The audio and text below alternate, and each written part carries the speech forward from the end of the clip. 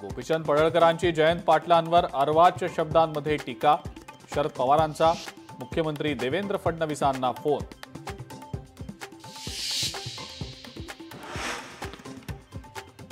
पडळकरांच्या वक्तव्याचं समर्थन नाहीच, बोलताना भान ठेवून बोलावं। मुख्यमंत्री फडणवीस यांनी टोचले पडळकरांचे कान।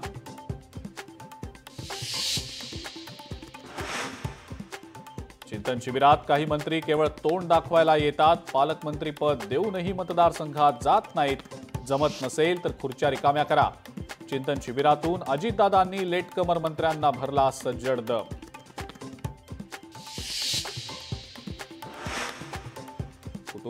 कुटुंबामध्ये फूट पडून वेगळी भूमिका घेण्याची वेळ का आली? भाजपसोबत सरकारमध्ये जाण्याचा निर्णय का घ्यावा लागला? चिंतन शिबिरात उपमुख्यमंत्री अजित पवारांनी दिलं स्पष्टीकरण।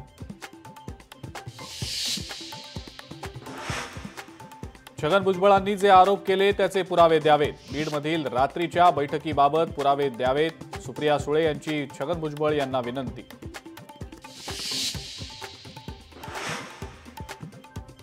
सरकारच्या निर्णयामुळे मराठवाडा पेटला, ओबीसी समाजात अस्वस्थता वाढतीये। विजय वडेट्टीवार यांचा सरकारवर हल्लाबोल। राजन विचारेंनी त्याग केल्यानं एकनाथ शिंदे राजकारणात, खासदार संजय राऊतांची शिंदेंवर टीका।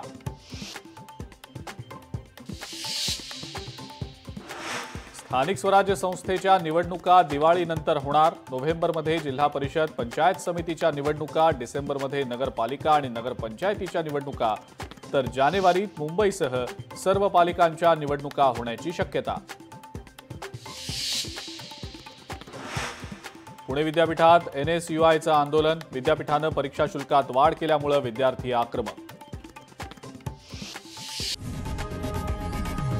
लोकशाही मराठी ऐका, पहा, जागरूक रहा।